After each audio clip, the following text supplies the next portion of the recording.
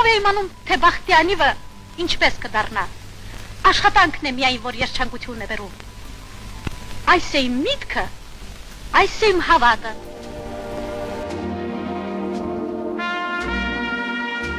Ցուցադրության կենտրոնում Մետաքսա Սիմոնյանի բեմական հագուստն է, Մադամ Սանժեն, Ֆիգարոյի ամուսնությունը ներկայացումներից։ Մայր թատրոնի զգեստապահարանից դրանք այժմ ժամանակավորապես տեղափոխվել են գրականության եւ արվեստի թանգարան։ Դերասանուհու ավագ որդին Ռուբեն Արզումանյանը լուսանկարում է մոր բեմական զգեստները։ Նրա համար դրանք պարզապես ցուցանմուշներ չեն, այլ մանկության ու ընտանեկան ջերմ հիշողություններ։ Մադամ Սանժեն ներկայացումը այնքան բացառիկ ներկայացում էր, այնքան հետաքրքիր իր առաջի մուտքից, նամանավանդ որ ռեժիսոր բեմադրիչը հայրս էր, գլխավոր դերակատար Մադամ Սանժենը մայրս էր։ Առաջ ես փորձերը տեսել էի իհարկե, բայց որոշ բաներ փոփոխվել էր եւ այդ մուտքը խորքից, երբ որ նա մտնում է, ձայնը լսվում է, դերները փակ եւ իր իջնել այդ աստիճաններից մարդիկ ուղղակի ասենց ձեռները մեկնում էին, որպեսզի կապնեն գոնես գեստին, ձերքին։ Ռուբեն Արզումանյանը հիշում է, երկար ժամանակ մայրն իր համար պարզապես մայր էր, բայց մանկական մի դրվագ ամբողջությամբ փոխեց նրա այդ ընկալումը։ Մենք բյուրականում էինք հանգստանում, մայրս նկարահանվում էր ու մեր ժպտում կյանքը ֆիլմում։ Եվ անհամբեր սպասում ենք, երբ պետք է գա մեր տեսության, ու հանկարծակի արդեն մայրամուտ էր, արդեն երեկո էր, ես ինձ հետաքրքիր այդ մտնող, մայր մտնող արևին էի նայում և հանկարծ տեսա, որ գալիս է։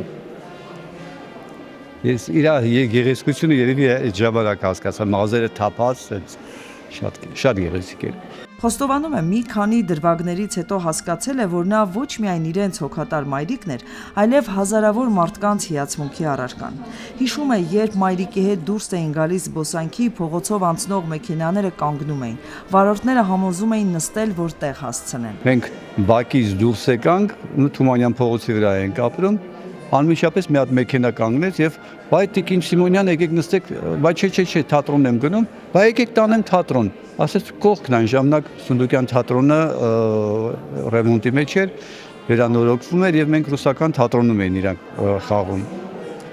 Ասեց ստեղ մոտ է, երկու քայլ է, ես փողոցա, ոչինչ, դուք չեք պատկերացնում, եթե ստանը աղջիկը ասել կնոջս պատմեմ, դա ինչ հրավառություն կլինի։ Վերջը մի կերպ համոզեցինք, վերջը նստեց։ Այդ երկու քայլը մեզ տարա, տրանսպորտ հնարավոր չէր նստել։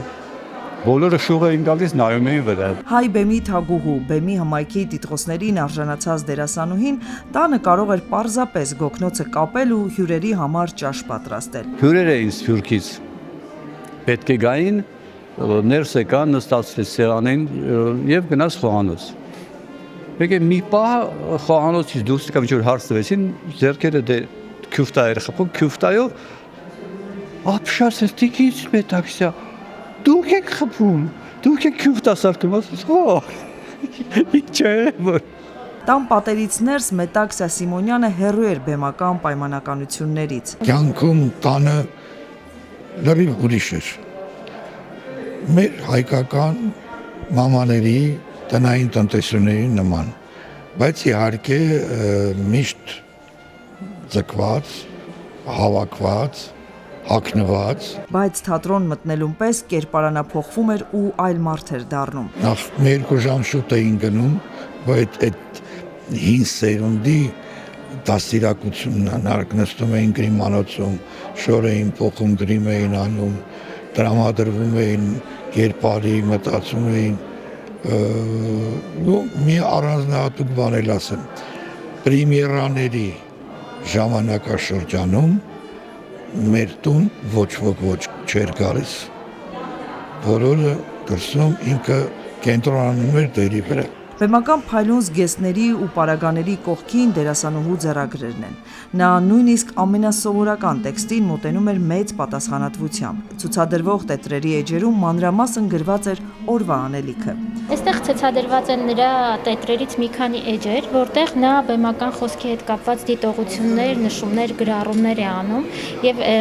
այս էջերի շնորհիվ մենք տեսնում ենք, թե ինչ ոճով է աշխատել, ինչի վրա է ուշադրություն դարձրել, ինչպես է ինքը իր դերը մշակել, խոսքը մշակել, եւ նաեւ ինչ ձևով է աշխատել իր ուսանողների հետ։ Մետաքսյա Սիմոնյանի մասին խոսելիս շատերը հիշում են միայն նրա արտաքին հմայքը, բայց գեղեցկությունը նրա տաղանդի ընդամենը մեկ մասն է եղել։ Այնպիսի նյուանսներ են նկարագրում նրա խաղից, որ դու տեսնում ես, որ իսկապես պրոֆեսիոնալ դերասանի հետ գործ ունես։ Նրա նամուսի մասին շատ հետաքրքիր կարծիք կա, որ նկարագրում են, թե ինչպես է նա Սուսան խաղացել, նա Ռոմեո Ջուլիետի նման մի ողբերգություն է ներկայացրել եւ այդ կենցաղայնությունից այնքան վեր է եղել։ Մեծանուն դերասանուհու Հոբելյանին նվիրված այս ցուցահանդեսը կազմակերպել էր Հայաստանի կինոյի հիմնադրամը եւ գրականության ու արվեստի թանգարանը։ Կինոյի հիմնադրամը